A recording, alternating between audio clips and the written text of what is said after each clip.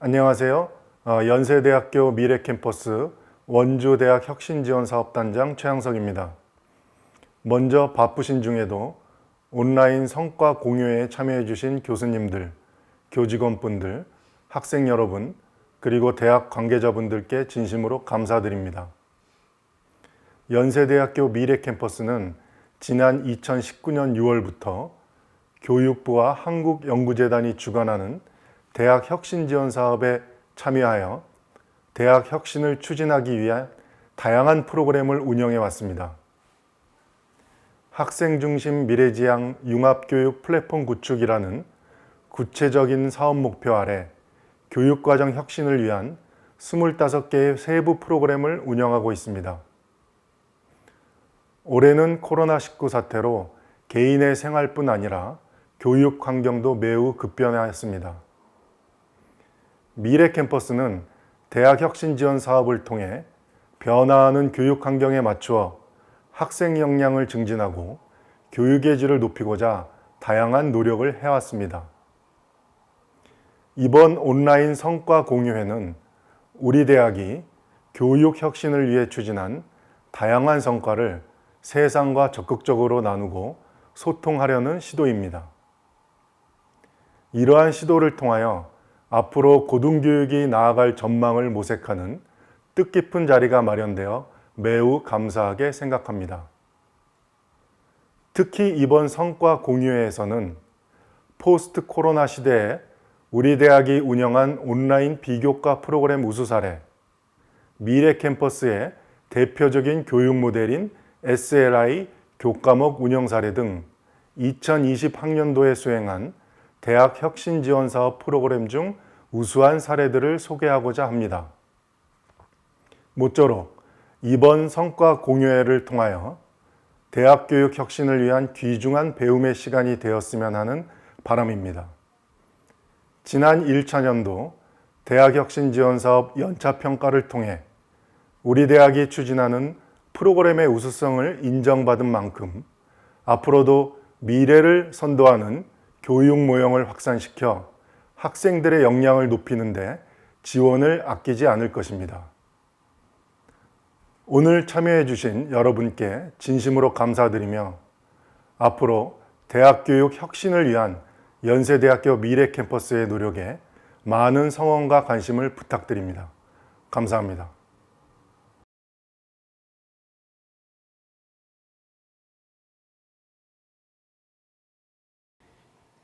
안녕하세요. 연세대학교 미래캠퍼스 부총장 권명중입니다. 연세대학교 미래캠퍼스 대학혁신지원사업 온라인 성과 공유회에 참여해 주신 선생님들과 관계자 여러분, 학생 여러분 모두에게 감사드리며 환영합니다.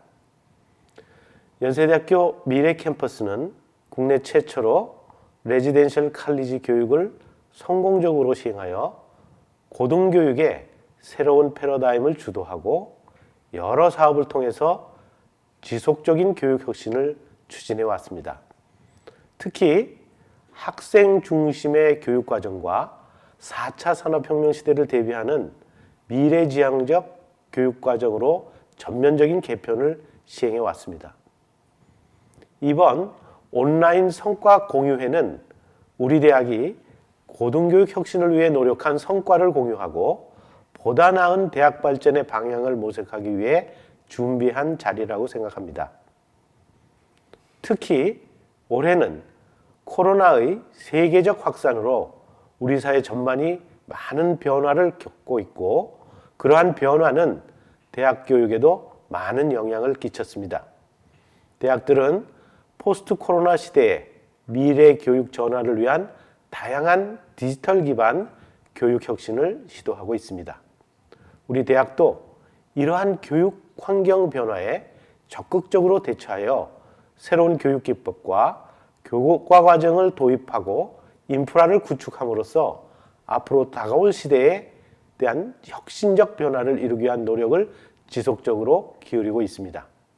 이번 온라인 성과 공유회를 통해 대학의 미래 교육 방향에 대한 배움과 고민의 시간이 되었으면 합니다.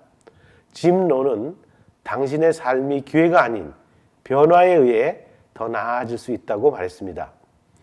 포스트 코로나 시대의 위기를 기회로 바꾸는 것은 우리들 자신의 변화에 있다고 생각합니다. 저희는 더 많은 변화와 노력을 함으로써 미래 교육을 혁신해 나갈 수 있을 것입니다. 이번 온라인 성과 포럼을 통해 고등교육에 새로운 변화가 이루어질 수 있는 토대가 제공되기를 바랍니다. 감사합니다.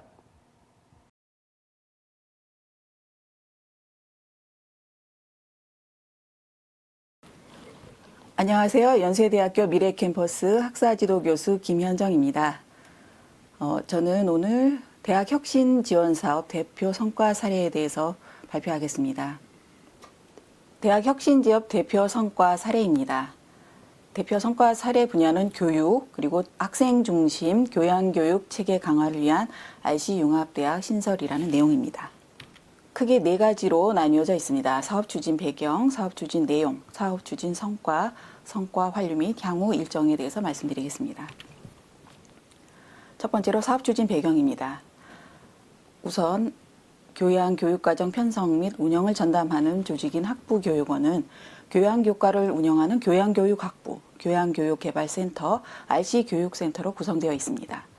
두 번째로 미래캠퍼스는 학생 전공 선택권 보장을 위한 교육체계 도입을 위해 2021학년부터 신입생 무전공 광역 모집을 실시하고 점진적으로 모집 단위 광역화 확대하고 있습니다. 무전공 광역 모집 도입 시 신입생 관리를 위한 학사 조직 및 학사 지도 프로그램의 부재, 그리고 진로 탐색 및 융합 역량 강화를 위한 교양 교과목 증설 필요에 따라 RC융합대학을 신설하게 되었습니다. 두 번째로 사업 추진 내용입니다. 무전공 입학 신입생 학사 관리 및 교양교육 전담 학사 조직인 RC융합대학 신설 내용입니다. 무전공 입학 신입생들이 자신에게 맞는 전공을 선택할 수 있도록 학사 지도를 시행하고자 합니다. 연도별로 사업 추진 내용은 다음과 같습니다. RC융합대학 설립 추진이 2019년부터 계속 진행되어 왔습니다. 그리고 RC융합대학 전공 탐색 교과목 개발 역시 2019년부터 내년까지 진행이 될 예정이고요. RC융합대학 학사지도 프로그램 개발 부분은 올해부터 본격적으로 시작돼서 내년까지 진행이 되고 있습니다. 그리고 RC융합대학 새내기 예비대학 프로그램 설계 및 운영 역시 올해부터 내년까지 진행이 될 예정이고요. 그리고 SLI 교육 모형 개발 및 운영 2019년부터 지속적으로 진행이 되고 있습니다. 그리고 RC 밀착형 학사 지도 운영 내년에 집중적으로 운영을 할 계획입니다. 세 번째로 사업 추진 성과입니다.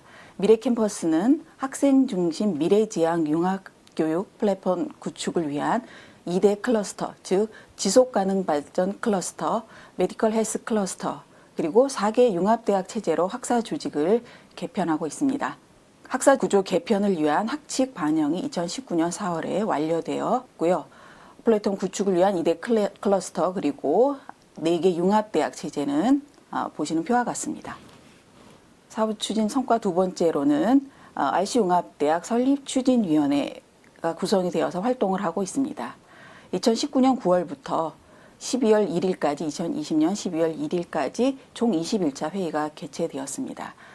개최 시 논의된 내용으로는 RC융합대학 재규정 및 운영 방식을 논의했고요.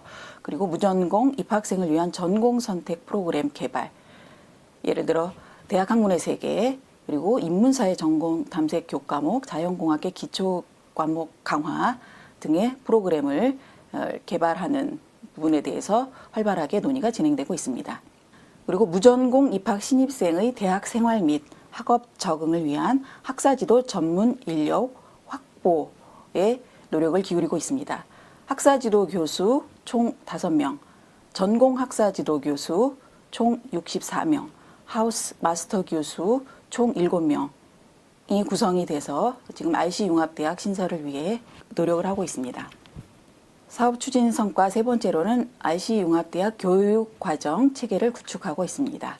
RC융합대학은 1학년 학생들에게 다양한 전공을 경험할 수 있는 기회를 제공하고 이계 전공 선택을 위한 학사 지도를 실시하는 미래 캠퍼스만의 특별한 학사 조직입니다.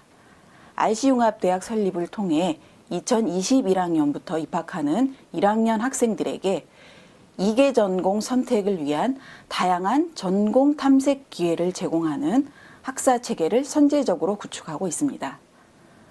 무전공 입학 신입생들을 대상으로 한 맞춤형 교과 과정을 설계해서 구축하고 있고요. 역시 2021학년부터 입학하는 모든 신입생은 RC융합대학 소속으로 대학 생활을 시작하게 됩니다. 이렇게 소속된 RC융합대학 1학년 학생들은 학사 지도 교수 및 전공 학사 지도 교수와의 주기적인 상담과 전공 탐색 교과목 수강 등을 통하여 1학년 2학기 말에 제1전공을 선택하게 됩니다. RC융합대학 공통교육과정 내용입니다. 도표로 보시면 다음과 같습니다. 다음에서 설명을 드리겠습니다. 공통교육과정은 세 가지로 크게 나누어 볼 수 있습니다. 전공 탐색 교과 운영, 그리고 핵심 역량 기반 교양 교육 체계 구축, 그리고 RC 프로그램으로 나누어 볼 수 있습니다. 전공 탐색 교과 운영은 이계 전공 의무화를 시행하는 데 있어서 무전공 입학 신입생들에게 문이과 구분 없이 다양한 전공을 접할 수 있는 전공 탐색 교과목을 개발을 해서 대학 학문의 세계를 수강할 수 있도록 하였습니다. 그리고 핵심 역량 기반 교양-교육 체계 구축을 통해서 융합형 교양교과 개발 등 핵심 역량 기반 융합 교양교육을 실시할 예정입니다. 세 번째로 RC 프로그램입니다. RC 자율융합 창의 자율형 커뮤니티 활동을 통한 진로 탐색 기회 활동 등을 확대해서 융합형 교양 교육을 시행하고자 합니다. 사업 추진 성과 세 번째 내용입니다. RC융합대학 새내기 예비대학을 운영할 예정입니다. 최초로 시도되는 내용이고요. RC융합대학 새내기 예비대학 프로그램 개발을 위한 연구 수행이 완료가 되어서 무전공 입학 신입생을 대상으로 기초학습 역량, 인문, 사회, 자연공학 계열을 4개 계열에 있어서 기초학습 역량을 강화할 수 있는 3주 집중 프로그램을 구성해서 2021년 1월 새내기 예비대학이 운영될 예정입니다. 올해 12월 4일 합격자를 대상으로 이미 접수를 받고 있고 여러 명의 학생이 이미 신청을 한 걸로 알고 있습니다. 네 번째로 성과 환류 및 향후 추진 일정입니다. 성과 공유 및 연구 결과 확산을 위한 워크숍을 개최할 예정이고요. 타 대학과 합동으로 성과 발표회를 운영할 예정입니다. 그리고 RC 비교과 프로그램 성과 확산 발표회, 예를 들어 연세 외국어 말하기 대회, RC 문화제 등을 개최하였고요. RC융합대학 홈페이지를 활용한 성과 공유 확산 수행을 할 예정입니다. 마지막으로 이계 전공 의무화와 다양한 전공 선택을 위한 교과 및 프로그램 운영, 학생 주도형 SLI 교육 확대, 그리고 학생 대상 미래인 연세 전공 탐색 박람회 개최, 또한 전공 탐색 안내서 발간을 통한 대학 혁신 지원 사업 내 혁신적 학사 제도 개편을 위한 모델을 제시하고자 합니다. 네, 이상입니다. 감사합니다.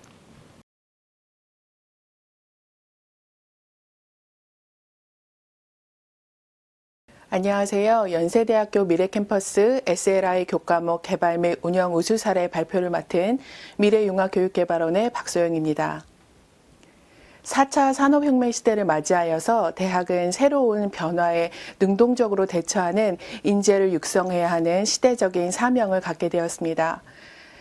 대학 교육의 패러다임 변화는 지식이 많은 사람을 양성하는 것이 아니라 창의성과 그리고 문제 해결 능력, 소통과 협업을 할 수 있는 능력을 가지고 있는 그런 인재를 발굴해내야 되는 것으로 변화하게 되었습니다. 이를 위해서 대학은 새로운 교육 모형이 필요하였고 연세대학교 미래캠퍼스는 생활융합형 학습 교육 모형을 제시하여 전공과 교양 교과목에서 개발 운영해 왔습니다. 이는 시대의 변화를 대응할 혁신적인 인재 양성을 목적으로 합니다. 이를 위해서 우리 대학은 역량 기반 SRI 교육 모형 구축을 위하여 교육 목표와 인재상 6대 핵심 역량 그리고 중장기 발전 계획 등을 점검하여서 SRI 교과목 모형을 추진하게 되었습니다. SRI 정의를 말씀드리겠습니다. SRI는 생활융합형 학습 교육 모형으로서 학생의 핵심 역량과 전공 역량 함양을 목표로 합니다. SRI의 4대 요소는 안내, 경험, 동행, 활동으로 구성되고 학생 중심의 자기주도적 학습과 교과 관련 현장 연계를 통하여서 학생들의 밀착형 딥케어를 실현합니다. 우리 대학은 이 생활융합형 학습 생태계 구축을 통해서 미래 사회의 핵심적인 인재 양성을 목표로 하고 있습니다. SRI의 4대 구성 요소를 말씀드리겠습니다. SRI의 4대 구성 요소는 안내, 동행, 경험, 활동입니다. 안내는 교수자 중심의 강의 중심 수업으로서 학습자의 특성, 수준, 상황을 고려합니다. 동행은 교과목 관련한 현장을 방문하거나 견학, 답사하는 것이 있고요. 비대면 상황에서는 온라인 플랫폼을 통한 현장 전문가와의 연계를 이야기할 수 있습니다. 경험은 학습자 중심의 실습과 토론 형태의 수업을 이야기하고요. 활동은 교과목 연관 그룹이나 또는 팀 활동 프로젝트, 또 수업 관련 공모전이나 봉사 등이 이에 속합니다. 그러면 저희가 왜 SRI를 추진한지에 대해서 말씀드리겠습니다. SRI는 학습과 생활이 분리되어 있는 것이 아니라 이것이 융합되어서 시너지 효과를 누릴 수 있다는 것을 이야기합니다. 학생들은 학습과 생활을 융합함으로써 지식을 그저 습득하는 것이 아니라 체험을 통한 사고 기능 유연화를 이룰 수 있습니다. SRI 수업 방법 설계를 말씀드리면 첫 번째는 구성 요소 중심으로 수업을 구성 후에 수업 방법을 선택할 수 있습니다.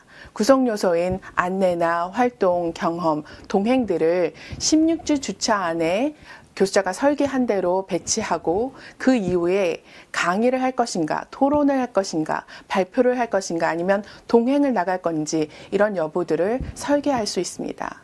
두 번째 방법으로는 수업 방법 중심으로 수업을 구성한 후에 SRI 구성 요소를 선택할 수도 있습니다. 나는 프로젝트 베이스드 러닝을 하겠다 그러면 수업 방법을 구성하시고 SRI의 구성 요소들을 안내, 활동, 경험, 동행들로 선택하실 수 있는 겁니다. 자, 그러면 SRI에 어떤 우수 사례들이 있는지 교과목 사례를 통해서 알아보도록 하겠습니다. 교과목 문화 콘텐츠와 한중 번역 실습이라는 교과목입니다. 특별히 이 교과목은 저희 학교가 글로벌한 인재들이 들어와서 글로컬, 현재 지역 안에 원주 지역을 공부하고 그 내용을 다시 글로벌, 세계로 내보낼 수 있다는 컨셉을 가지고 있는데요. 이 교과목은 안내에서 교수자의 문화 콘텐츠와 한중 번역 실습에 대한 강의를 한 후에 동행으로 원주 지역 안에 다양한 기관이나 또 장소들을 방문했습니다. 왼쪽 편의 사진은 소금가용 출런다리를 함께 방문한 사진이고요. 오른쪽의 사진은 오랜 미래의 신화박물관에 방문한 사진입니다. 학생들은 경험과 활동의 요소를 통하여서 이 장소들을 방문하고 이 방문한 장소 중에서 오랜 미래 신화박물관에서 외국인을 위한, 특별히 중국인을 위한 홍보 자료가 필요하다는 결론을 냈습니다. 그래서 학생들이 전공 수업 안에서 기계 번역을 하고 사업 편집을 한 후에 토론을 통해서 홍보물을 제작하였고 제작한 결과물을 기관에 직접 전달하는 과정을 이 교과목 안에서 가졌습니다. 특별히 중국과 일본 유학생들이 많은 이 학과에서는 이런 과정을 통하여서 학생들이 직접 한국 문화 콘텐츠를 경험하고 이것을 다시 번역해보는 실습 위주의 그리고 학생들이 자기주도적으로 참여하는 교과목을 실행하였습니다. 학생들의 만족도가 굉장히 높았던 교과목이 되겠는데요. 두 번째 우수 사례를 보시겠습니다. 두 번째 우수 사례는 데이터베이스입니다. 이 교과목은 2020년 2학기에 개발된 교과목입니다. 많은 학교들이 지금 이제 교육과정의 변화, 전환을 이루고 있는데요. 이번 2학기의 카이스트 같은 경우에도 학생들이 100권의 책을 읽고 토론하는 부분을 학교에 적용한 사례를 볼 수 있습니다. 독서 토론은 이와 같이 카이스트나 미국 세인트 존스 대학에서 학생들의 사고력과 문제 해결 능력을 향상시키는 데 굉장히 큰 역할을 하고 있습니다. 이 교과목에서 담당 교수는 설계 시에 활동으로 3권의 책을 읽고 데이터베이스 가운데 이제 빅데이터에 대한 중심 내용인데요. 이 3가지 독서를 하고 이것을 가지고 학생들이 토론하는 과정을 거쳤습니다. 특별히 이 교과목을 개발할 때에 담당 교수자는 6번의 파일럿 실험을 통하여서 이것이 얼마나 효과적일지에 대해서 테스트했습니다. 그래서 줌을 통하여서 1시간 30분씩 6회에 걸쳐서 학생들과 함께 이 책 중에 한 가지를 선택했는데요. 그때 선택한 책은 대량살상 수학무기입니다.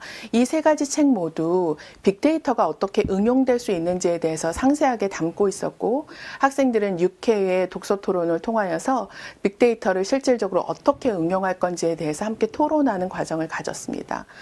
이 과정을 통하여서 향후에 데이터베이스 그 교과는 독서 토론 활동을 중심으로 설계하겠다라는 내용으로 개발이 된 부분이 되겠습니다.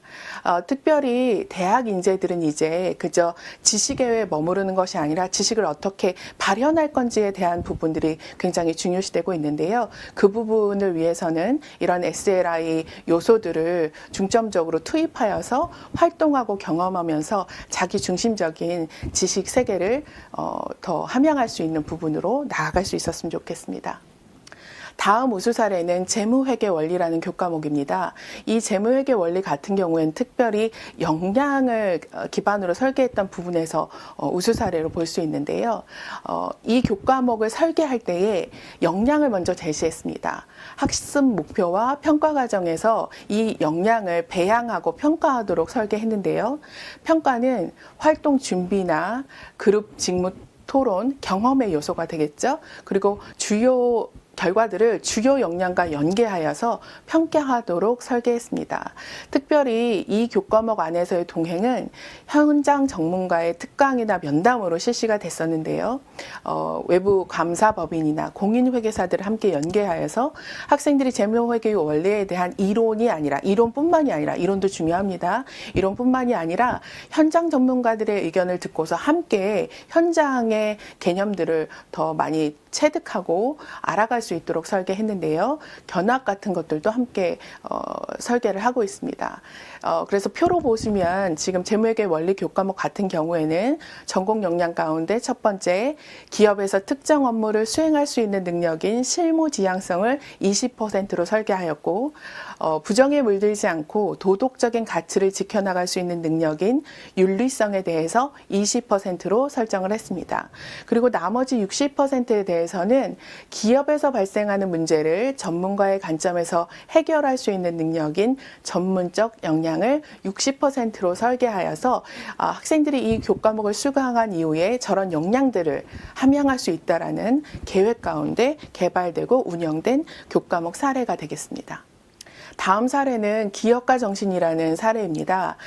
안내 활동을 통하여서 기업가 정신 또 더불어 창업 정신에 대해서 함께 강의를 하고 경험으로는 학생 주도로 팀별 기업가 정신에 대한 발표나 아니면 팀별 아이데이션 실습이나 또 비즈니스 모델링 활동 및 발표를 하였습니다. 그리고 동행을 통하여서 연세대학교 창업보육센터를 견학하여서 창업 지원 기관이나 입주 기업 및 창업 사례를 함께 살펴보았습니다. 동행은 학교 밖으로만 나가는 것이 아니라 학교 내에서도 이루어질 수 있습니다. 교과목과 연계된 어떤 현장이라도 동행 활동으로 함께 포함하고 있는데요. 기업가 정신을 그리고 창업 정신을 함양할 수 있는 교과목이 되겠습니다. 다음 사례는 방사선 치료학 및 실험에 대한 내용입니다. 본대학은 보건과학대학에서 면허학과들이 있는데요.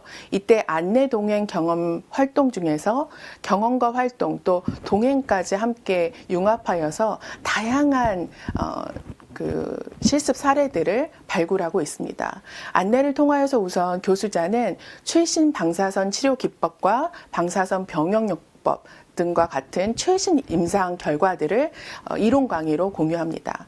동행은 특별히 임상 실습을 위하여서 지역에 연계된 병원으로 저희가 잡았고요. 이 임상 실습 동행을 통하여서 치료 장비에 대해서 학생들이 능동적으로 학습 활동을 할 수 있도록 하였고, 치료 장비 정도 관리를 참관할 수 있는 그런 활동을 할 수 있었습니다.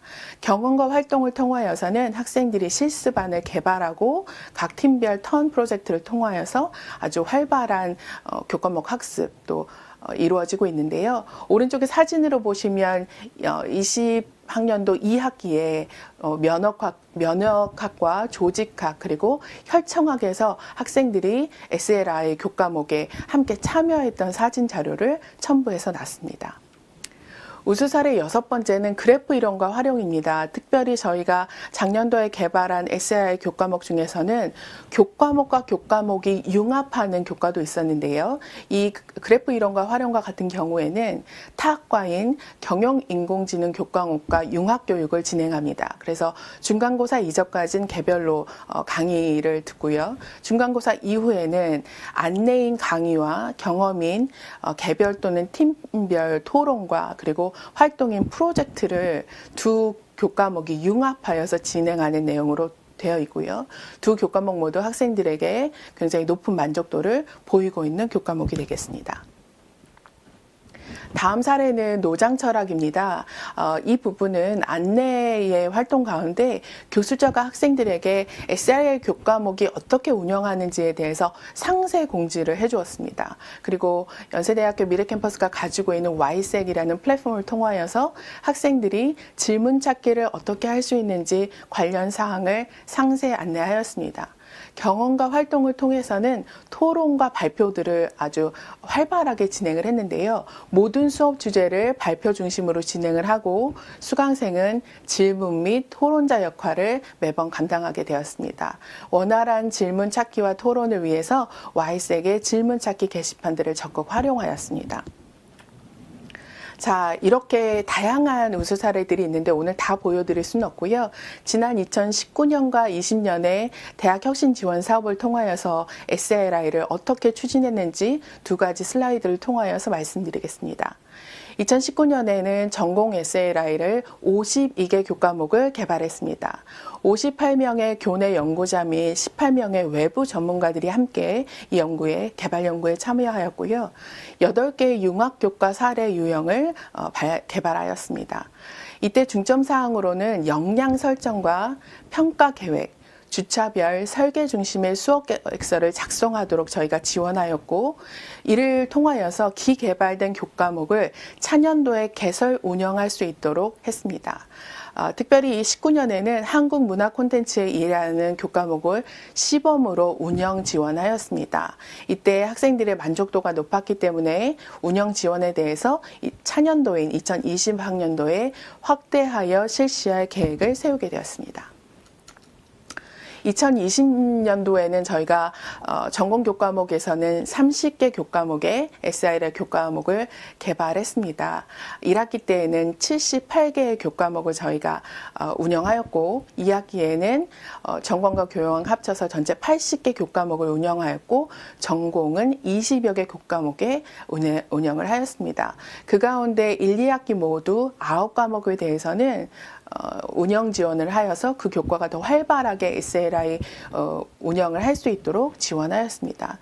1학기 학생 만족도를 봤을 때는 전체 SLI 교과목이 4.38의 높은 학생 만족도를 보이고 있습니다.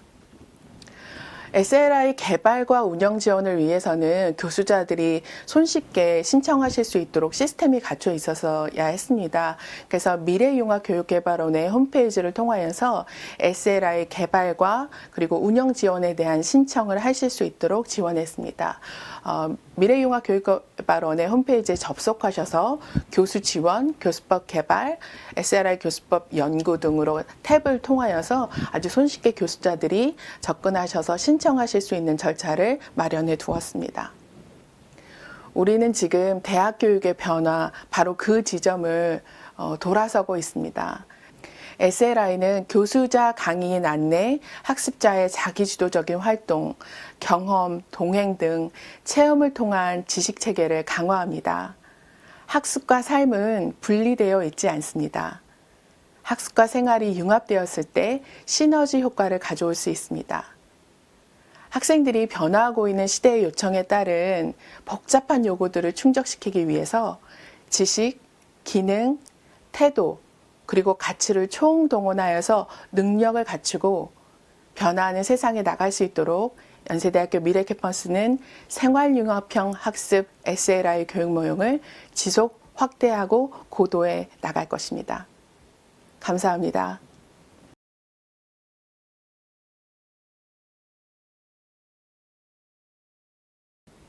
안녕하십니까. 역량 기반 학습 사업 융합 SLI 교육 모형 중에서 SLI 교양 교과목 비대면 운영 사례 발표를 맡게 된 학부교육원 이사라입니다.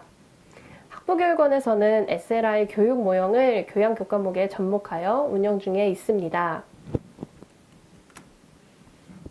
SLI 교양 교과목은 현재 연세대 미래캠퍼스에 개설된 교양 교과목들 중 SLI 교과로 개설을 원하는 교강사들의 자발적 신청을 받아 이루어지게 됩니다. SLI 교과로 분류되어 있지 않더라도 SLI 과목으로 참여를 원하는 모든 과목에게 기회를 열어놓았습니다. 따라서 이 방침은 SLI 교육 모형을 확대시켜 나가고 있는데 일조하고 있습니다. 참여 신청을 받은 강좌 중에서 SLI 과목으로 선발이 된 과목에는 SLI 교육 모형 운영비 50만 원을 지원하고 있습니다. 이 50만 원은 학생 활동비, 재료 구입비, 외부 활동 참가비 등 다양한 비목으로 학생 활동을 지원하고 있습니다. 또한 각 과목당 조교 1명을 배치함으로써 50만 원의 사용 및 SLI 교육 모형의 지원을 강화하고 있습니다. 조교는 SLI 교육 모형에서 주로 사용되는 강의 기법인 토론, 외부 체험 활동 등에서 다양한 지원을 하고 있는데요. 교수자를 도와 토론의 흐름을 돕거나 물품을 지원하여 강의를 더욱 풍성하게 합니다. 따라서 1차년도 혁신 지원 사업을 거쳐 2차년도부터는 한 학기당 35과목을 운영 중에 있으며 1년에 총 70과목을 운영하고 있습니다. 그러나 SLI 교육 모형은 대면 상황에서 가장 최적화되어 있다는 지적을 받곤 합니다. 코로나19 감염병으로 인해 모든 강의가 비대면으로 전환되었고 교수자와 학생은 인터넷을 통한 실시간 수업으로만 만나고 있을 뿐입니다. 이렇게 제한적인 상황에서 SLI 교양 교과는 지난 학기부터 시행착오를 많이 거쳐왔습니다. SLI에 참여하는 교강사들 역시도 SLI를 보다 적극적으로 활용하기 위한 노력을 해왔습니다. 따라서 이번 학부교육원에서는 비대면 우수 사례를 이번 발표를 통해 공유하고 확산하고자 합니다. 비대면 우수 사례는 SLI 교양 교과에 참여한 교강사 및 학생들의 수기를 통해 수집되었습니다. 이에 텍스트 마이닝 기법을 통해 월드 클라우드를 만들어 본 결과 주요 단어가 눈에 띄게 들어오고 있음을 알 수 있습니다. SLI 비대면 우수 사례는 주로 토론, 적용, 실제로 등의 단어 빈도가 가장 많이 도출되고 있습니다. 비대면 상황에서도 토론이 활발하게 이루어지고 있다는 점이 가장 고무적이며 실제 상황에 적용할 수 있는 SLI 교육 모형이 이루어지고 있다는 점도 눈여겨볼 만합니다. 그럼 지금부터는 비대면 우수 사례 4과목에 대해서 조금 더 면밀하게 살펴보고자 합니다. 먼저 첫 번째 사례로는 글쓰기라는 교양 과목을 소개해드리고자 합니다. 글쓰기는 텍스트나 PPT를 통해서 강사가 제공하는 자료를 통해 수업이 진행되게 됩니다. 학생들은 수업 도중에 교수자의 질문이나 토론을 통해 수업의 내용을 본인의 경험으로 전환하고 있습니다. 한 구절을 읽어드리면 다양한 생각을 할 수 있는 질문을 위주로 해주셨고 대답을 하기 위한 생각들이 수업으로 자연스럽게 연결될 수 있도록 유도해 주셨다는 학생의 수기를 통해서 이 점을 알아볼 수 있습니다. 글쓰기 교과에서 동행과 활동 부분을 좀 더 살펴보자면요. 이 부분이 가장 눈여겨볼 만합니다. 글쓰기 수업에서는 학생이 직접 글을 쓰는 실습을 통해 글쓰기 능력 향상을 해야 하는 과제를 안고 있습니다. 이에 SLI 글쓰기는 원고지를 직접 집으로 배달하는 방식을 택했습니다. 원고지를 각 학생의 집으로 배부하여 집에서 직접 학생이 글을 작성하고 단체 채팅방을 통해 글을 공유하여 교수자로부터 다시 피드백을 받는 방식을 활용하여 활동을 이어나갔습니다. 학생 역시도 비대면 상황이지만 대면 수업 같은 느낌을 받았다며 SLI 글쓰기에 만족도를 표시하고 있는 수기를 받아볼 수 있었습니다.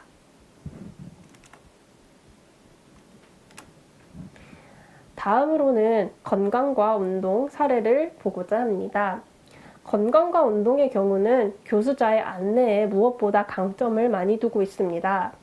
건강과 운동 과목 성격상 이론에 대한 설명이 많은데 비대면인 경우에 이론 설명 중심의 교과목은 학생의 흥미도나 집중력을 쉽게 잃을 수 있는 방향으로 많이 갈 수도 있습니다.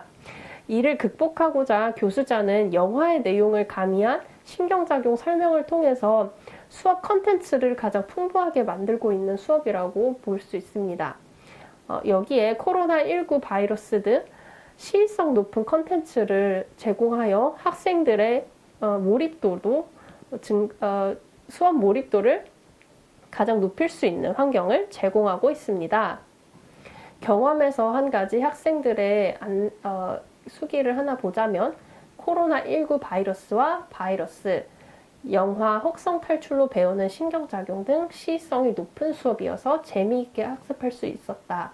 또한 이론을 학습하고 이를 실제로 적용해 볼 수 있도록 이론을 적용한 1마일 달리기, 부위별 스트레칭 동작 익히기 등의 활동까지도 배울 수 있는 수업이라고 평가하고 있습니다. 건강과 운동의 라이프 영역인 동행과 활동을 좀 더 살펴보자면요. 교수자는 학생이 배운 이론을 바탕으로 학생의 활동을 넓혀주기 위해서 온라인 포럼이라는 활동을 진행하고 있습니다. 온라인 포럼에서는 조교의 역할이 가장 크게 부여된다고 하는데요. 조교의 주도하에 활동이 이루어지면서 학생 각자가 주제를 통해 주제를 정하고 포스터를 발표하게 됩니다.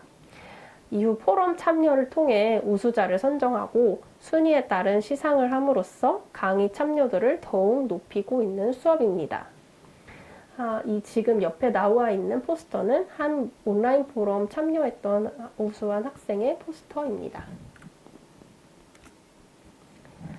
세 번째로는 종교와 인간심리의 사례를 보여드리고자 합니다. 종교와 인간심리는 영화 기반으로 한 수업이라서 수업의 내용을 발표와 토론의 중심으로 이끌어 나가고 있습니다. 학생 역시도 영화를 통해 이론을 보다 풍부하게 이해하고 있는 상황입니다. 종교와 인간심리 같은 경우에는 동행의 활동 영역으로 MBTI 검사를 설계하였습니다. 현재 학생들 사이에서 회자되고 있는 성격 유형 검사이기도 한 MBTI 검사를 교내 상담 코칭 센터의 협조를 통하여 수업 내에서 진행하게 됩니다. 학생 각자가 온라인으로 검사를 받고 그 결과를 안내받아서 수업 내에서는 다시 이걸 특강으로 활용하여 성격 장단점을 분석하고 또 안내받아서 자유로운 토론까지 오고 갈 수 있는 수업을 만들고 있습니다. 본인의 성격을 마주한 학생들은 수업 너머에서도 이 검사 결과를 가지고 스스로에 대한 자기 관찰을 할 수 있게 되었습니다. 마지막으로 살펴볼 과목은요, 매스컴과 현대사회입니다. 이 과목의 특징은 다양한 컨텐츠를 활용하는 데 있습니다. 수업에서 활용하는 매체의 종류는 신문, 영화, 뉴스, SNS 등 우리가 접하는 매스컴의 모두를 아우르고 있습니다. 비대면이기 때문에 영화나 신문, 온라인으로 구매하여 내용을 공유하고 매스컴에 대한 학생의 안목을 기를 수 있는 스터디 영역을 교수자는 구성하고 있습니다. 마찬가지로 매스컴과 현대사회에서도 라이프 영역을 토론으로 많이 이끌어내고 있는데요. 그러나 이 토론은 조금 더 특별합니다. 주로 전체 토론을 진행하는 수업들이 많은데요. 그렇게 하게 될 경우 학생들의 몰입도나 참여도를 제한하는 경우가 많아서 매스컴과 현대사회는 소그룹 토론을 다양하게 만들어서 소회의실을 여러 개를 만들어 학생의 그룹을 세부적으로 쪼개 놓았습니다. 이렇게 함으로써 학생별 그룹 회의를 진행하게 되고 여기서 학생들은 본인이 속한 회의실에서 다른 학생들과 자유롭게 의견을 주고받을 수 있게 됩니다. 그 의견 속에서는 한 학생은 진로에 대한 고민까지도 하고 있는 것으로 나타났는데요. 활동 영역을 잠깐 한번 살펴보자면요. 수업에서 교수님은 콘텐츠 프로바이더의 역할을 제시해 주었다. 콘텐츠 프로바이더 관련 직종에 대한 흥미로움을 느낀 학생들 몇몇과 함께 진로에 대한 생각을 나눌 수 있었다라고 회고하고 있습니다. 소회의실을 통해서 만난 학생들과 함께 수업에서 알게 된 콘텐츠 프로바이더의 역할로서 진로를 함께 지속적으로 고민을 하고 있고 수업 이후에도 수업이 종료된 후에도 학생들과 함께 진로에 대해서 고민하고 토론하고 의견을 나누는 모습을 계속해서 관찰할 수 있습니다. 종합해보면 SLI 교양교과는 비대면임에도 불구하고 그 한계를 뛰어넘기 위해 교수자의 여러 노력을 통한 비대면 상황에 맞는 SLI로 변모하고 있습니다. 이번 사례 공유를 통해 비대면형 SLI 수업이 확대되고 보다 더 다양한 SLI 모델 적용을 향해 나아갈 수 있으면 좋겠습니다. 이것으로 학부교육원의 SLI 교양교과목 발표를 모두 마치며 모두 즐거운 연말연시 보내시기 바랍니다. 감사합니다.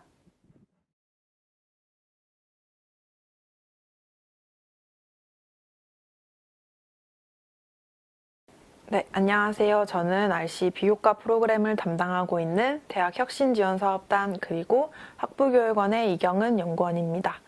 2020년도 코로나19로 인하여 마주하게 된 언택트 시대에도 불구하고 미래 캠퍼스를 가득 채워준 RC 비교과 프로그램의 다양한 성과 및 우수 사례를 여러분들께 전달하려고 합니다. 본격적인 발표에 앞서 RC 비교과 프로그램이 어떤 것인지, 어떤 프로그램들이 있는지 말씀드리겠습니다. 먼저 비교과 프로그램이란 우리 대학에서 정한 6대 핵심 역량, 소통, 배려, 학문, 융합, 도전, 창의 역량과 연계되어 연세대학교 미래 캠퍼스가 설정한 인재상의 달성을 목적으로 하는 교과외 프로그램입니다. 그 중에서도 RC 비교과 프로그램은 학부교육원에서 운영 중이며 다음과 같은 프로그램들이 있습니다.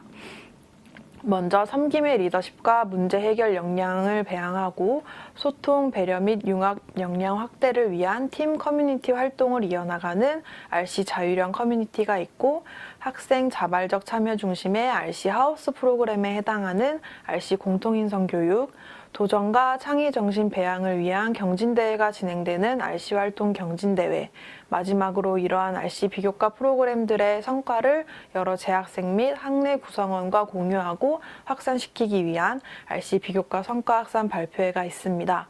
올해는 온라인, 비대면으로 RC 비교과 프로그램을 운영하였는데요. 그럼에도 불구하고 우수한 활동을 이어나간 사례들을 여러분들과 차례대로 공유하려고 합니다.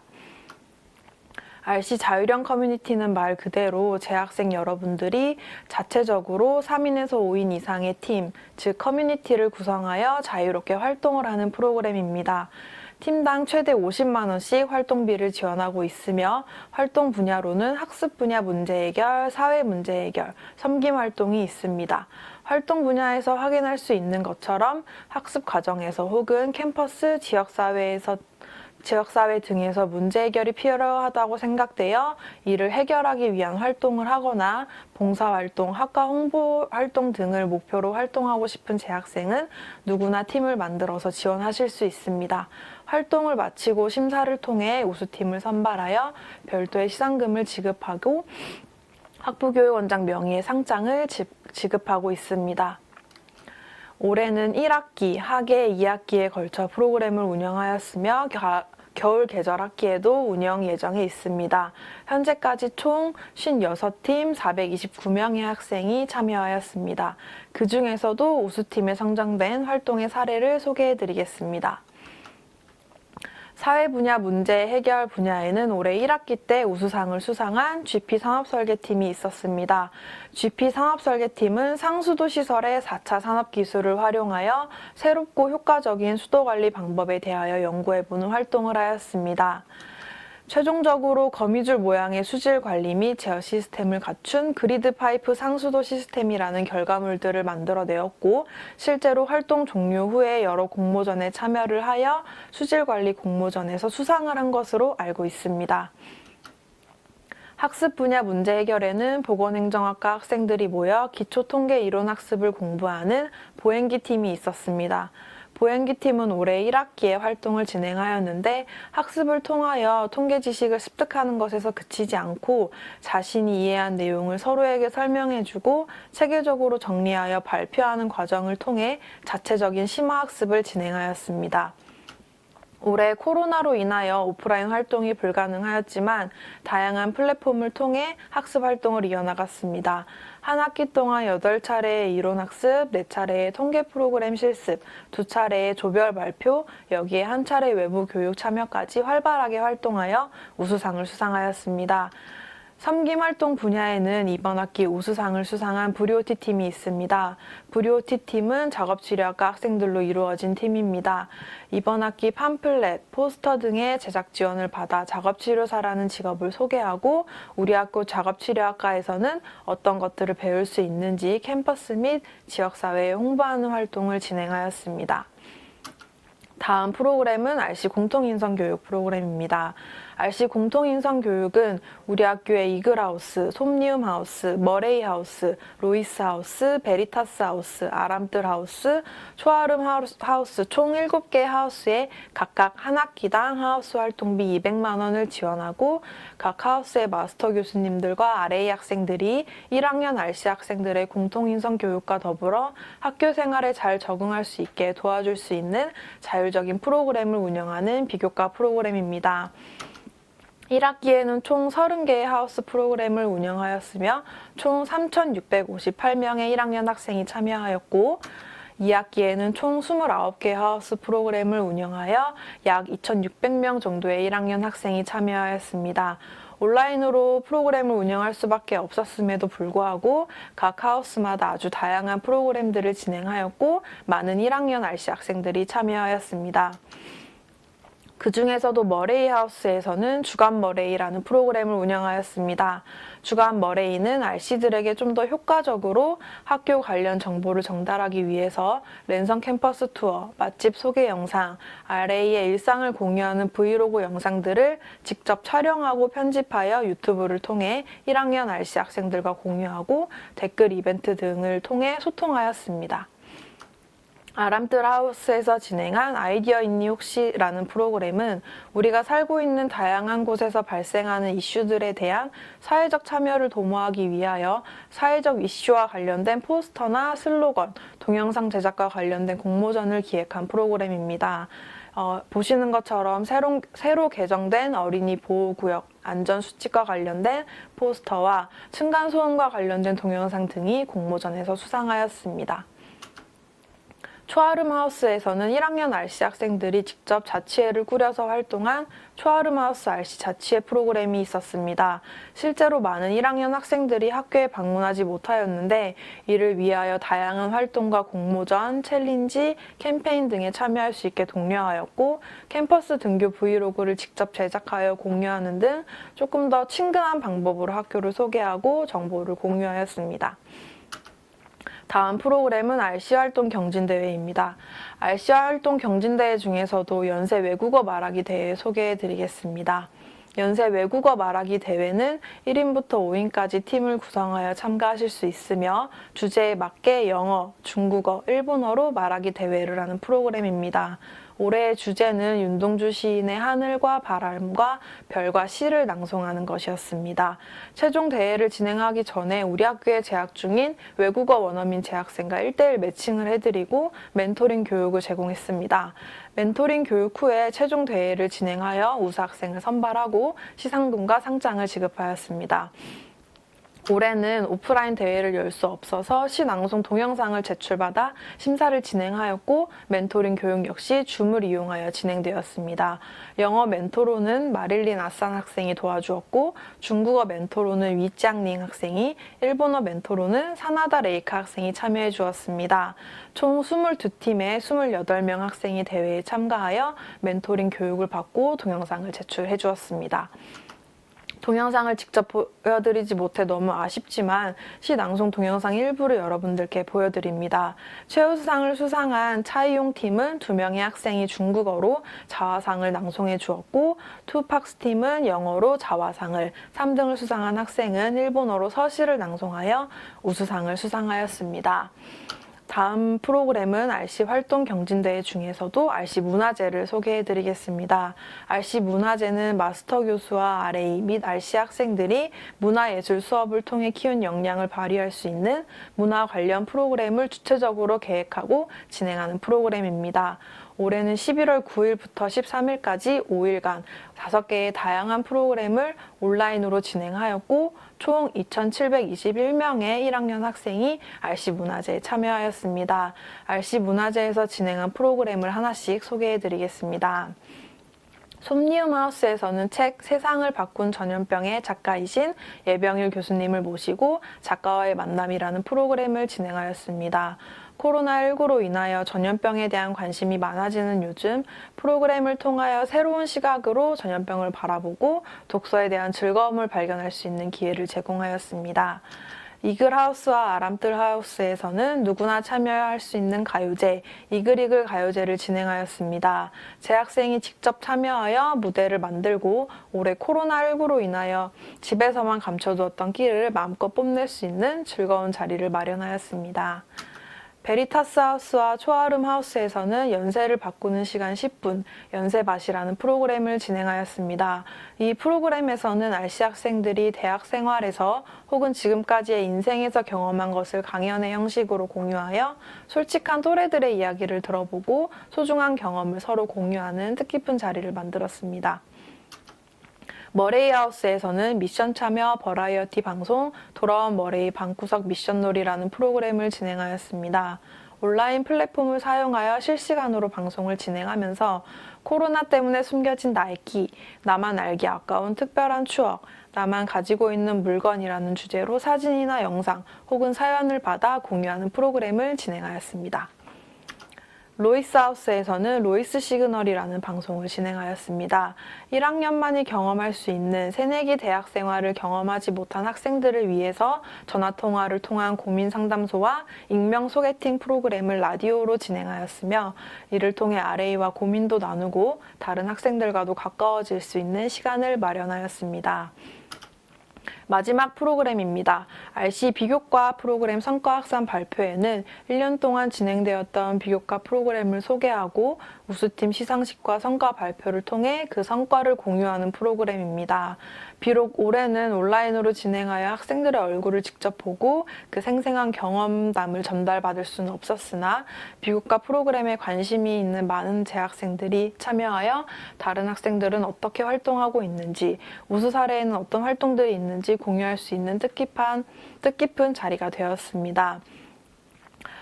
올해 갑작스러운 코로나로 인하여 비대면으로 모든 프로그램을 진행하였음에도 불구하고 재학생 여러분들께서 적극적으로 참여해 주신 덕에 더 풍성한 RC 비교과 프로그램을 만들어 나갈 수 있었던 것 같습니다.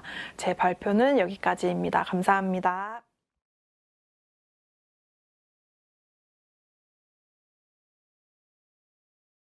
안녕하세요. 2020학년도 연세대학교 미래캠퍼스 대학혁신지원사업 우수 사례 중 교육과정 성과관리를 발표하게 된 미래융합교육개발원 임현서입니다.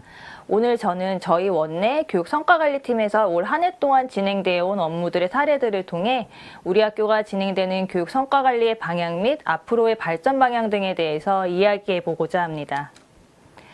오늘은 교육성과관리의 개요, 전공교육과정 성과관리, 비교과 교육활동 성과관리, 앞으로 더 나은 성과관리를 위한 과제들에 대해서 말씀드리도록 하겠습니다.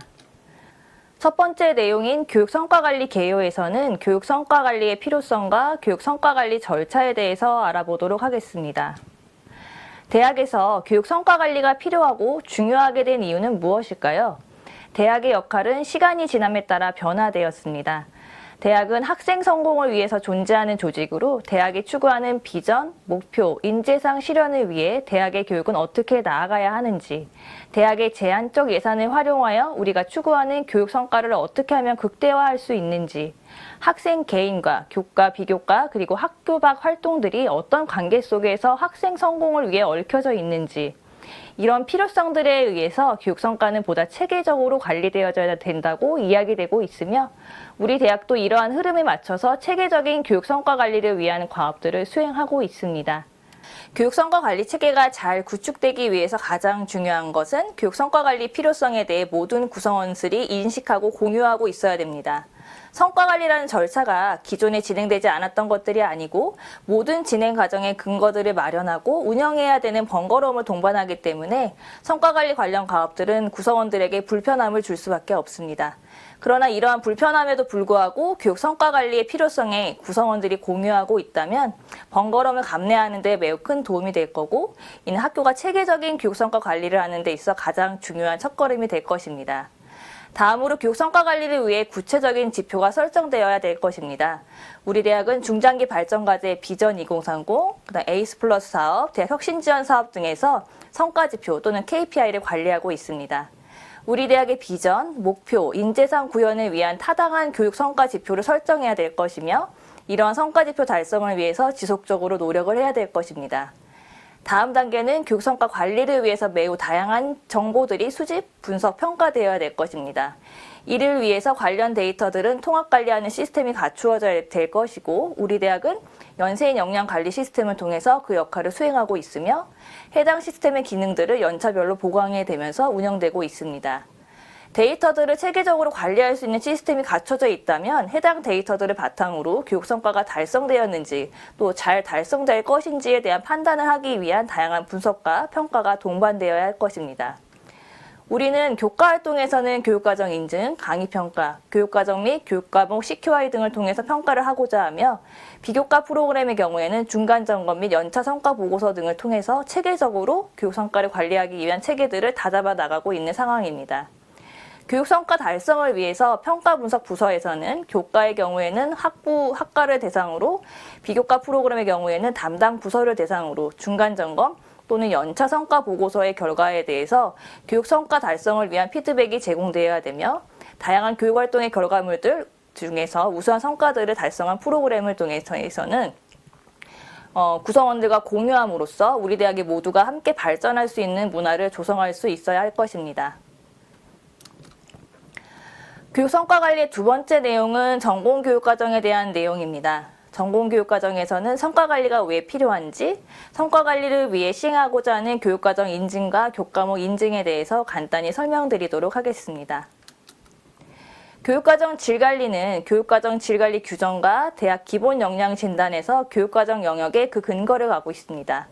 또한 교육과정 평가완료 체계 구축을 통한 질관리를 유도하고 급변하는 사회 수요를 능동적으로 반영한 교육과정을 운영하고 마지막으로 환류를 통한 학부 또는 학과의 자율적 교육과정 개선 기능을 활성화하는 데 교육과정 질관리의 목적이 있습니다. 교육과정 질관리, 교육과정 성과관리를 위해서 진행된 교육과정 인증 연구에 대해서 말씀드리겠습니다. 교육과정 인증에서는 일단 인증 유형은 개발 인증과 운영 인증으로 구분되어져 있고 개발 인증은 교육과정이 전면 개정되는 약 4년마다의 주기마다 시행될 예정입니다. 운영 인증은 교과목 CQI와 함께 시행되는 개념으로 매년 운영할 계획에 있습니다. 이에 따라 개발 인증과 운영 인증이 활용하는 인증 준거도 차이가 나타나는데 해당 내용의 표를 보시면 총 7개의 영역 중에서 개발 인증은 총 3개, 기본 목표, 전공 역량, 그다음 기본 CQI, 또한 교육과정 개발 영역에 해당되는 내용들을 개발 인증에서 보고 있고요. 운영 인증에서는 거기에 더불어서 교육과정 인증, 교육과정 운영 결과, 그다음에 교육과정 평가와 개선, 마지막으로 교육 환경과 발전 계획 등에 대해서 보고자 합니다. 우리 대학은 이 운영 인증을 교육과정 CQI와 함께 시행하는 유형으로 진행되며 매년 교육과정 인증의 성과와 CQI의 성과를 동시에 내고자 합니다. 또한 이 절차를 최대한 간소화하여 학과 학부들의 부담을 최소화하여 진행할 예정에 있습니다. 교과목 인증 연구 또한 교육과정 인증과 매우 유사한 형태로 진행될 예정이고 교과목 개발 시 교과목 개발 인증을 거치셔야 되고 교과목 운영 시에는 운영 인증을 시행하고자 합니다. 이 또한 교육과정과 마찬가지로 교과목 CQI를 동반하여 시행된 것으로 가름할 예정입니다. 개발 인증에서는 교육 철학, 수업 설계, 수업 운영 중 총 3개의 영역에 대해서 인증이 진행되고 운영 인증에서는 수업 평가 및 개선 계획의 내용이 추가돼서 진행할 계획에 있습니다. 현재 교과목 개설 요청서 등에서 활용되고 있는 서식 등을 참고해서 최대한 작성하는 내용이 추가적으로 요청되는 부분이 없도록 하면서 교과목 질관리를 시행하고자 합니다.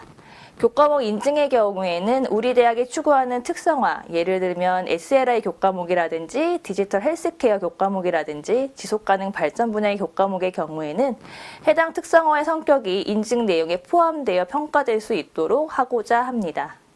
이러한 인증을 통해서 우리 대학이 추구하는 특성화의 방향이 인증의 결과로서 보여질 수 있는 계기가 될 것이라고 생각합니다. 다음은 비교과 프로그램 성과관리에 대해서 안내드리도록 하겠습니다. 이 장에서는 비교과 프로그램 성과관리 절차랑 평가완료 체계에 대해서 말씀드리도록 하겠습니다. 비교과 프로그램 성과관리를 위해서는 비교과 프로그램 운영 및 질관리 규정과 대학 기본 역량 진단에서 학생 지원 파트에서 그 근거를 두고 운영하고 있습니다.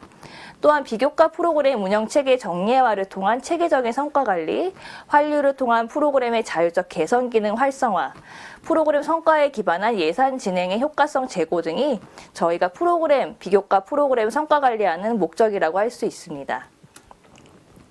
비교과 성과관리 절차는 지금 보시는 표와 같이 좀 다소 복잡하게 보이실 수 있는데요.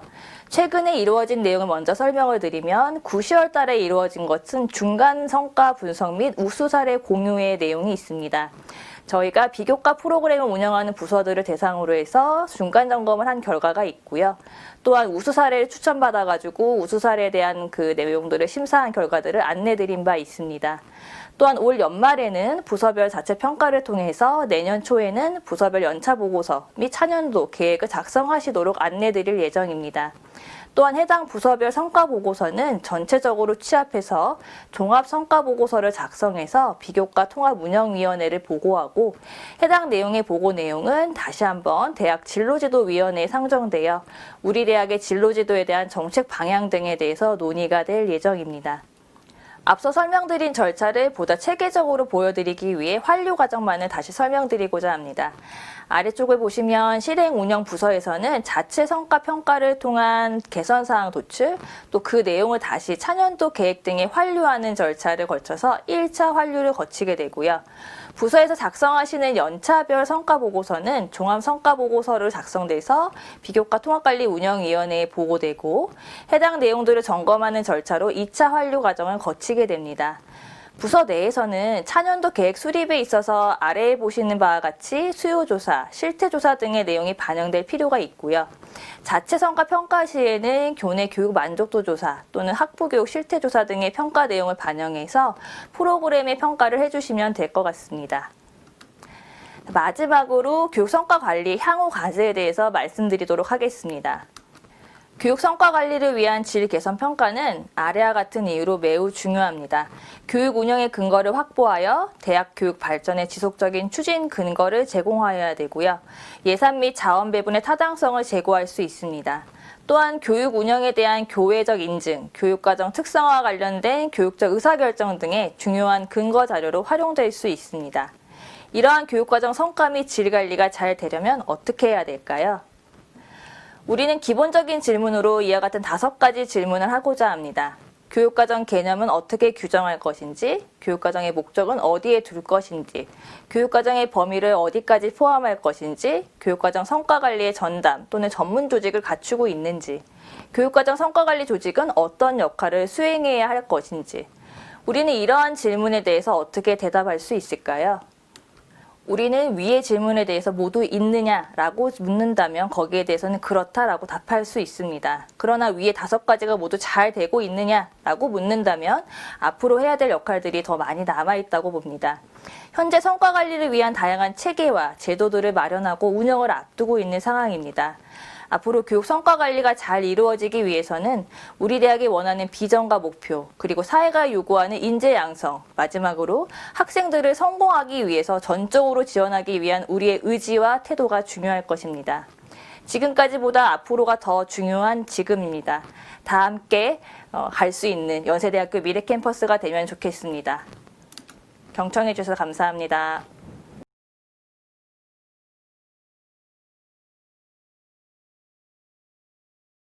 안녕하세요. 연세대학교 구성원 여러분. 저는 연세대학교 미래캠퍼스 상담 코칭센터에서 전임 상담원으로 일하고 있는 임대영이라고 합니다.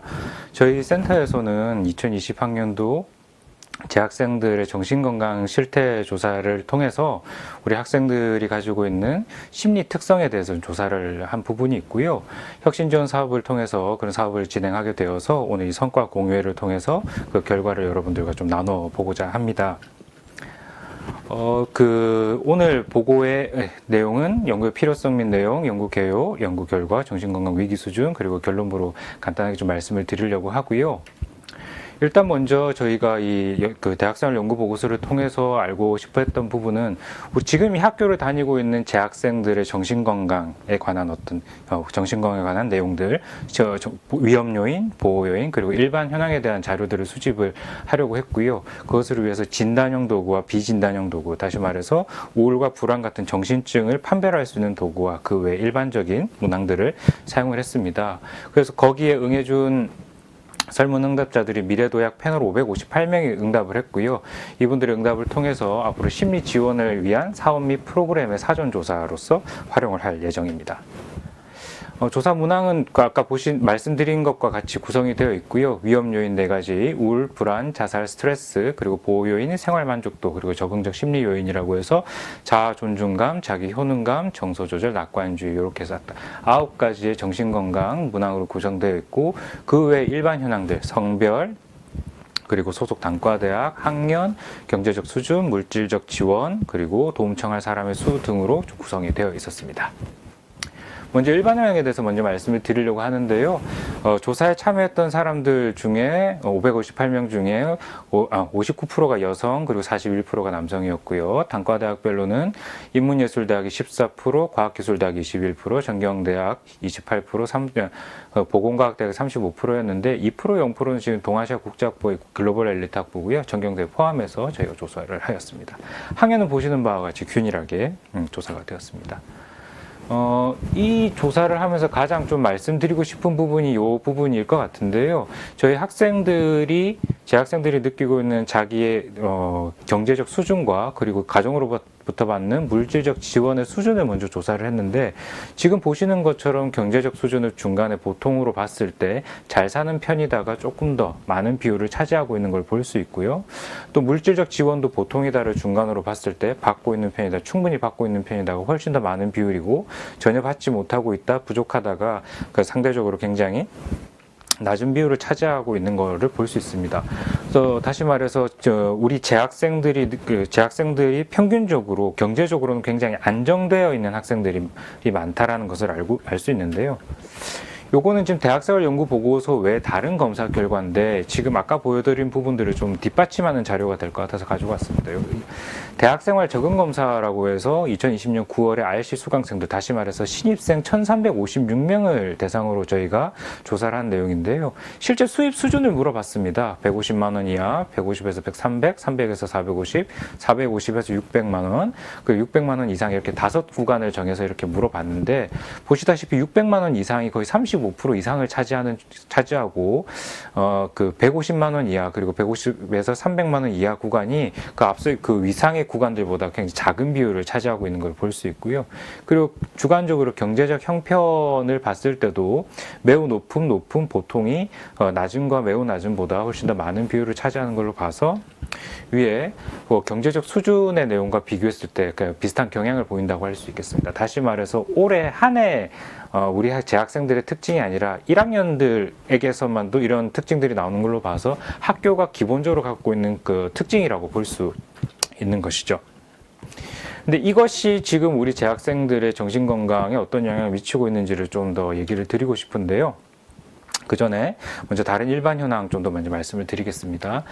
도움 청할 사람의 수를 조사를 해봤습니다. 없다, 1명, 2명에서 3명, 4명 이상 이렇게 4가지 선택지가 있었는데 보시다시피 없다와 1명이 매우 낮은 비율이고 2명에서 3명, 4명 이상이 굉장히 많은 비율을 차지하고 있어서 실제로 학교 안에서 학생들 간의 관계성이 매우 좋다라는 것들을 좀 확인할 수 있을 것 같고요. 예. 이렇게 해서 일반 현황을 이렇게 짧게 맞춰봤고요. 그 다음부터 이제 위험 요인에 대해서 위험 요인과 보호 요인을 볼 텐데, 이 위험 요인과 보호 요인 중에 저희가 많은 부분들을 조사를 했지만 조사 결과 좀 유의한 데이터만 저희가 선별을 해서 보여드릴 예정이고요. 그래서 첫 번째 보여드릴 것은 성별에 관한 위험 요인과 보호 요인들을 좀 나눠본 것입니다. 지금 보시면 성별 우울 정서 분포를 보실 수 있는데요. 보시면 남학생이 파란색 그래프, 그리고 여학생이 지금 주황색 그래프로 그려져 있죠. 보시다시피 여학생의 우울감을 느끼는 빈도가 훨씬 더 분포가 더 많은 것으로 남학생들보다 많은 것으로 지금 나오고 있고요.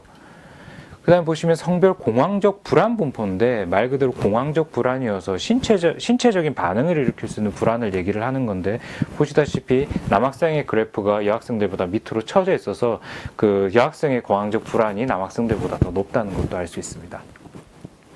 그 다음에 성별 자살 생각과 자살 계획 분포인데요. 성별 자살 생각 분포는 보시면 파란색과 주황색이 전혀 없다, 거의 없다 이렇게 되어 있고 그 외 가끔 있다와 자주 있다 이렇게 지금 나눠져 있는데 보시면 여학생의 거의 없다 비율이 남학생의 거의 없다 비율보다 높고 가끔 있다의 비율, 여학생의 비율이 남학생들보다 높다라는 것을 보실 수 있습니다. 다시 말해서 성별 자살 생각에 있어서도 여학생들이 약간의 아주 근소한 차이지만 자살 생각의 비율이 높다는 것도 알 수 있고요. 자살 생각이 발전해서 자살 계획이 되는데 자살 계획의 분포도 보시면 대부분의 학생이 안정된 상태를 보이고 있지만 근소하게 여학생의 그 불안정 비율이 좀 높다는 것도 아실 수 있을 것 같습니다.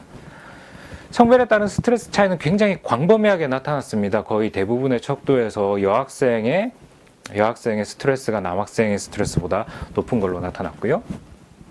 그 다음 이제 보호 요인 보실 텐데요. 성별에 따른 생활 만족도의 차이를 보시면 지금부터는 반대로 가시는 걸 보실 수 있을 거예요. 경제 수준, 친구 관계, 여가 생활, 교수 관계, 대학 생활, 학업 성적 요 6개 척도에서 유의한 차이를 보였는데 보시다시피 남학생의 만족도가 여학생의 만족도보다 유의하게 더 높았더라 확인하실 수 있고요. 자아 존중감 같은 경우도 지금 이 분포를 보시면 아까는 반대였죠. 여학생이 남학생들보다 더 많은 분포를 높은 분포를 차지를 했는데 지금 같은 경우에는 남학생들이 고점을 차지한 비율들이 훨씬 더 높게 나오는 것을 지금 보실 수 있습니다. 낙관주의도 비슷한 경향을 보여서요. 지금 학교를 다니고 있는 재학생 중에 남학생이 여성들보다 훨씬 더 낙관적인 태도로 학교를 다닌다고 볼 수 있겠죠. 그래서 성별에 따른 정신건강 결과를 좀 간단하게 요약해드리면 위험 요인에 있어서 여학생이 남학생보다 높고 보호 요인에 있어서 남학생이 여학생보다 높다. 다시 말해서 여학생이 심리 안정에 있어서 남학생들보다 좀 취약한 상태로 학교를 다니고 있다라고 얘기를 할 수 있을 것 같습니다. 왜 여학생이 남학생보다 좀 심리적으로 취약한 상태로 학교를 다니느냐, 그 원인에 대해서는 좀 여러 가지로 얘기를 해볼 수 있을 것 같습니다. 사회 문화적인 요인도 있고 다른 어떤 생물학적 요인도 있고 여러 가지가 있을 수 있겠지만 그렇지만 진로나 학업, 심리 건강 등의 스트레스에서도 분명하게 여학생들이 높은 걸로 봐서는 학교에서 여학생들을 돌보는 데 있어서 개입할 수 있는 여지들이 분명히 있다라는 점을 저희가 한번 좀 추정해 볼 수 있을 것 같습니다. 그 다음은 경제적 수준에 관한 부분인데요. 경제적 수준에 따른 우울, 불안의 차이를 지금 그래프로 보고 계실 텐데 사실 굉장히 상식적으로 나온 것 같습니다. 지금 매우 어려운 편이다 해서 매우 잘 사는 편이다로 이동을 할수록 우울이 낮아지는 것, 그리고 불안이 낮아지는 것 관찰하실 수 있으시죠. 상식적으로 가정 형편이 안정되어 있는 사람이 스트레스나 어떤 우울, 불안이 덜하다라고 우리가 상식적으로 예상해 볼 수 있는데 역시 그 상식선을 벗어나지 않는 결과가 나왔고요. 다만 지금 매우 잘 사는 편이다에 속해 있는 학생이 잘 사는 편이다보다 조금 더 높게 나오긴 했지만 그렇게 특별할 만한 차이는 아니라고 생각이 됩니다. 경제적 수준에 따른 스트레스 차이에서는 두 가지 척도에서 차이가 나타나는데 보시면 가정 형편 그리고 진로 문제 여기 역시 매우 잘 사는 편이다 쪽으로 이동할수록 스트레스가 낮아지는 거 관찰하실 수 있을 것 같습니다. 그 다음에 물질적 지원에 따른 우울 불안의 차이도 봤는데요. 지금 경제적 지원과는 어떤 차이가 있냐면 경제적 지원에서는 그 우울감의 우울 전체에서의 어떤 소척도들도 다 유의한 차이가 나타났지만 물질적 지원에서는 대인관계에서만 유의한 차이가 있었고 그리고 전체적인 부분에서 유의한 차이가 있었던 정도로 나타났고요. 불안 역시 두 가지 척도 주관적 불안과 자율신경계적 불안 정도에서만 유의한 차이가 있었는데 크게는 차이는 없었고요. 하지만 역시 충분히 받고 있다 쪽으로 이동할수록 우울과 불안이 낮아지는 것 관찰할 수 있습니다. 만족도 역시 저희가 상식적으로 매우 어려운 편이다 해서 매우 잘 사는 편이다로 이동할수록 만족도 역시 높아지고 있고요. 자아 존중감, 자기 효능감 역시 지금 경제적 수준이 높아질수록 높아지는 것들 볼 수 있습니다. 그리고 정서 조절과 낙관주의 차이도 볼 수 있는데요. 정서 조절과 낙관주의가 역시 경제적 수준이 높아질수록 좋아진다는 것은 굉장히 심리적으로 안정된 상태에서 학교를 다닌다라는 것들을 얘기를 할 수 있겠죠. 어떻게 보면 너무 상식적인 결과이지만 저희 상담 코칭센터에서 이 부분을 보여드리고 싶었던 것은 소속 단과대학이나 학년에서는 이런 차이들이 나타나지를 않았습니다. 그러니까 우리 학생들이 학과가 다르다고 해서 어떤 심리적인 상태가 달라지거나 어떤 학년이 다르다고 해서 심리적인 상태가 큰 차이가 난다거나 하지 않는다는 거죠. 그 성별이나 경제적 수준에 따라서 굉장히 많은 심리적 차이를 보인다라는 것을 좀 보여드리고 싶은 점이 있었는데요. 그것은 학생들의 심리 안정이 학내 요인보다는 학교 외부 요인에 어떤 영향을 많이 받을 수 있겠다라는 점을 좀 보여드리고 싶었고요.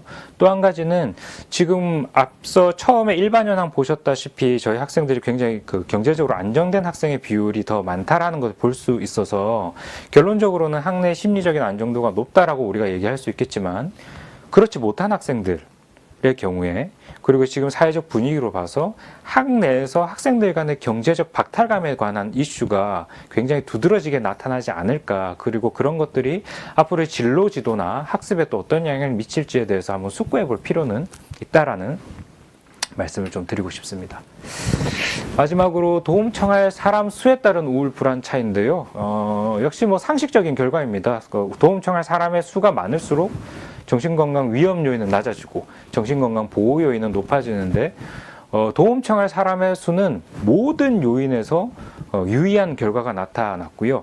보시다시피 우울의 차이에 있어서도 모든 소척도에서 유의한 결과가 나왔고 불안의 차이에 있어서도 모든 소척도에서 유의한 결과가 나타났습니다.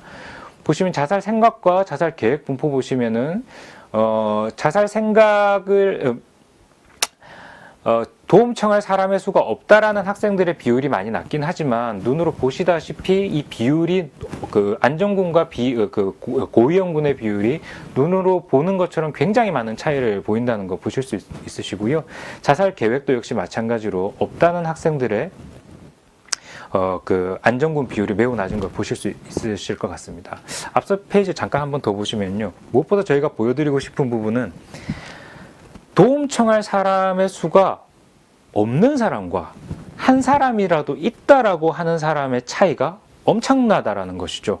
그래서 이 차이들이 어떻게 학내에서 작용하는가 그리고 이 부분에 대해서 학교에서 어떻게 좀 배려해 가는가 굉장히 중요한 부분이 될 것 같습니다. 조금 이따 더 말씀드리겠습니다. 스트레스 차이 역시 보시면은 없다라는 학생들의 스트레스가 거의 모든 부분에서 가장 그리고 두드러지게 높게 나오는 거 확인하실 수 있으시고요. 만족도를 보시면은 없다라는 학생이 가장 낮고 4명 이상이다라는 학생이 만족도가 높다라는 거 다 보실 수 있으시고요. 자아존중감과 자기 효능감 역시 도움을 요청할 수 있는 사람이 많을수록 더 나아지고 있고 그리고 낙관주의도 조금의 차이가 있지만 그래도 역시 보호 요인이 높아질 수 있는 거 보고 계십니다.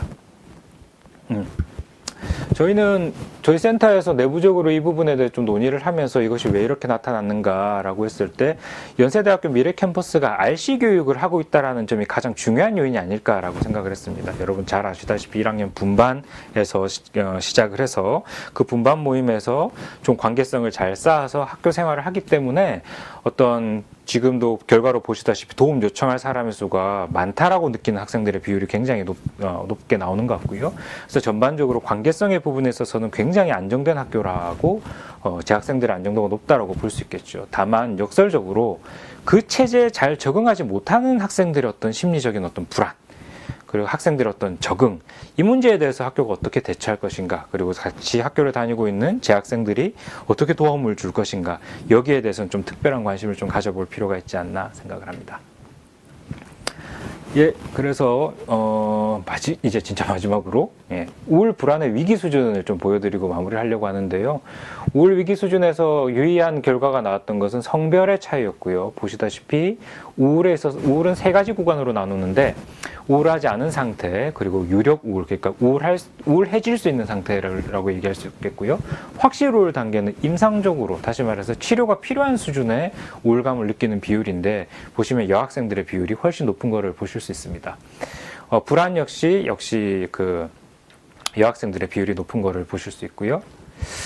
근데 지금 올해 좀 더 특기할 만한 사항이 있다라고 생각이 되는데요. 저희가 2018년, 19년에도 우울 불안 위기 수준에 대해서는 조사를 한 내용이 있습니다. 보시면은 2018년과 2019년의 우울 그 수준을, 위기 수준을 보시면은 매우 비슷한 수준으로 분포가 되어 있는 거 보실 수 있으신데요. 근데 2020년에는 오히려 유력 우울의 비율이 굉장히 줄었다는, 거의 반 가까이 줄었다는 거 보실 수 있으신데요. 그리고 확실 우울의 상태는 그러나 거의 비슷한 비율을 유지하고 있습니다.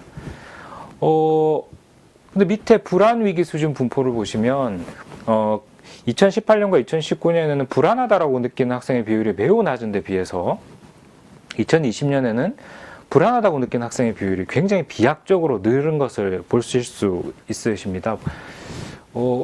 저희가 이 부분을 좀 분석하면서 이런 얘기를 많이 했습니다. 언론에 최근에 코로나19로 인해서 코로나 블루, 그러니까 우울증 그 환자가 많이 늘었다라는 기사가 많이 나왔는데 저희는 좀 거기에 대해서는 조금 동의를 하지 않는 입장이고요. 지금 통계 결과로 보시다시피 오히려 우울감이 줄어든 학생의 비율이 높다라는 거 여러분이 보실 수 있으신데요. 이것은 아무래도 저희가 기숙학교 체제를 유지하다 보니까 학교 안에서 생활하던 것이 지금 코로나로 인해서 가정에서 생활하다 보니까 오히려 우울감은 좀 더 감소한 것이 아닌가라고 생각이 됩니다. 반대로 불안 상태의 비율은 굉장히 늘었죠. 이것은 아마도 이 코로나19가 우리 사회에 던져주고 있는 불안을 우리 학생들이 그대로 감수하고 있고, 또 진로나 학업에 있어서도 다른 학생들과 함께 가지 못하고 있기 때문에 느끼는 불안들이 많이 반영된 거라고 생각이 됩니다. 그래서 앞으로 대면 수업이 이루어지더라도 캠퍼스 분위기나 앞으로 이렇게 사회 변화로 인한 어떤 불안들이 계속 잔존할 것 같고요.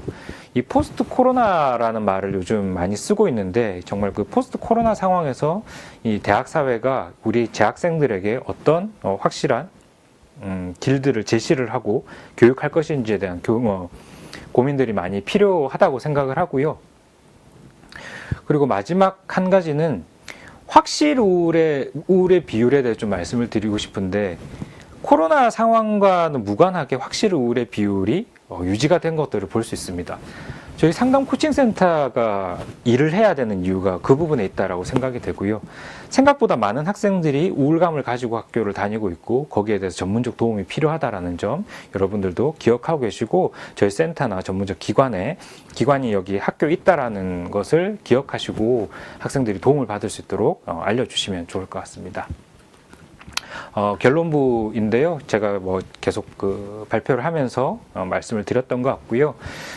지금 나눠드린 이 자료들이 사실 경제적 수준이나 성별, 그리고 도움 청할 사람의 수로 인해서 정신건강 위험 요인과 보호 요인의 차이가 사실 굉장히 상식적인 수준에서 결과가 나오긴 했지만 무엇보다 말씀드리고 싶은 건 이 지점에서만 유의한 차이가 나왔다는 것. 다시 말해서 학생들의 심리적인 차이를 볼 수 있는 세 가지 포인트가 성별, 경제적 수준, 도움 청할 사람의 수다라는 것들을 기억하시고 학생들을 지도하거나 어떤 사업들을 계획하실 때 그러한 요인들을 고려하시면서 그 사업들을 계획하신다면 어떤 한 사람이 경제적 약자이거나 혹은 성별로 인한 어떤 차이거나 혹은 관계성에 있어서 무너진 학생들이 소외되거나 어려움을 겪는 일이 없는 좀 안전하고 좋은 캠퍼스가 되지 않을까 생각해 봅니다. 이상입니다. 감사합니다.